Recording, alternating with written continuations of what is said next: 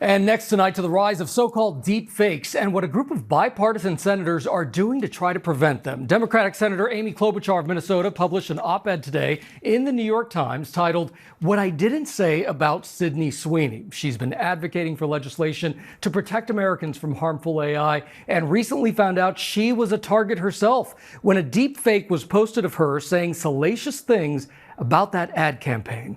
And Senator Amy Klobuchar joins us live right now.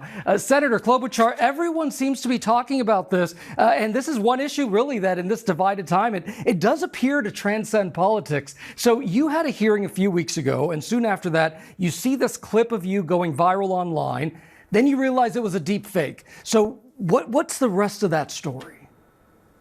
Well, thanks so much, Gio. And what happened here is Senator Marsha Blackburn, pretty conservative Republican from Tennessee, she and I together do this hearing, and it couldn't have gone better. We're talking about a national privacy bill. We're talking about protecting people in this day of AI. A day later, this goes completely viral. And I think what happened in that hearing that was that exciting, and I realized they have made a video that really, it's me, it's my staff behind me. I am saying words that were not the words I said in very vulgar manner, and it goes over 1 million views. And it took me days to try to, 2 platforms, and one took it down, one labeled it AI, but the other X would not do anything except suggested I get community notes. And it made me realize again that for regular people, this is nearly impossible, and we're going to see more and more of these fake AI created deep fakes that really look like the person, and you think it's a person, and you can't tell if it is or not, and there's no way to find out. We are literally doing nothing right now to police this.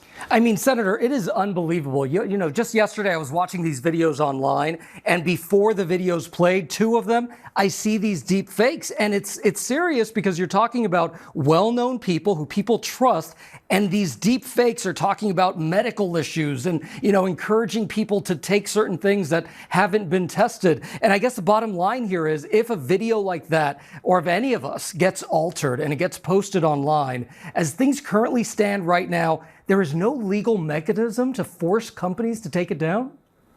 It's a literal nightmare. You've had a principal that was actually removed from his job, suspended, and it turned out it was a fake video. You've had Marco Rubio's voice used several times where he was contacting, say, heads of foreign ministers or contacting a member of Congress or a governor.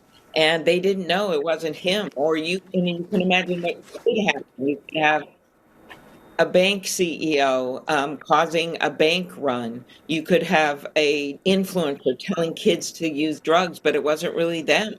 And so that's why other countries are starting to put rules of the road in place within the parameters of our right to free speech.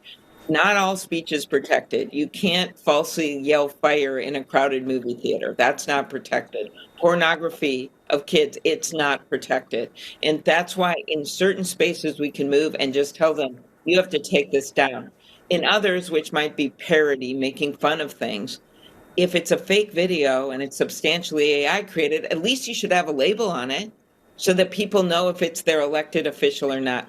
That's what's happening in other countries. Yeah, I mean, the label, I don't see an issue with that at all. What do you think the average American doesn't understand about deepfakes? I think at first they think, oh, it's fun. It's a dog video or a cat video, and they made the dog do funny things and all that. But then imagine if it happens to you. Imagine if it's your mom or dad, and this happened to one of my employees. Their son is serving in the Marines, and a call was made with his voice asking for help, asking for money. And they knew that this wasn't right because they weren't supposed to know where he was deployed, all these things. But the grandma and grandpa, they might be victim of the scam. So these things can result in scams. It sounds like your loved one's face or your loved one's videos. These things can result in a democracy where people don't know, did the elected official really say that or not? Yeah, and I'm so glad that you are taking this on in a bipartisan way. It is such a critical issue. Okay, so you also are a sitting senator. So can we talk politics for a second here? You've described yourself as Minnesota nice, and we saw that just today, Texas Republicans moved to pass those new congressional maps. Democrats all the way up to Barack Obama, they're calling for California's plan to redistrict in response a responsible approach. So in this situation, are Democrats past playing nice, and should he respond with redistricting of your own? First of all, this is inevitable if Texas and Donald Trump are going to treat our democracy like this. In the old days, if a party was having trouble, they either changed their policies, they changed their candidates. He's literally trying to change who gets the vote. I have long led the bill, the Freedom to Vote Act, that would actually ban this kind of thing that happened in Texas. And the Supreme Court has said that it would be allowed to pass something like this. So that's what I think the answer would be. But in the meantime, Democrats just can't unilaterally step down and let these guys run the tables in the way that they are doing right now, which isn't fair for our democracy. All right, Senator Amy Klobuchar of Minnesota, thank you so much for joining us here on ABC News Live Prime. Great to be on. Thank you.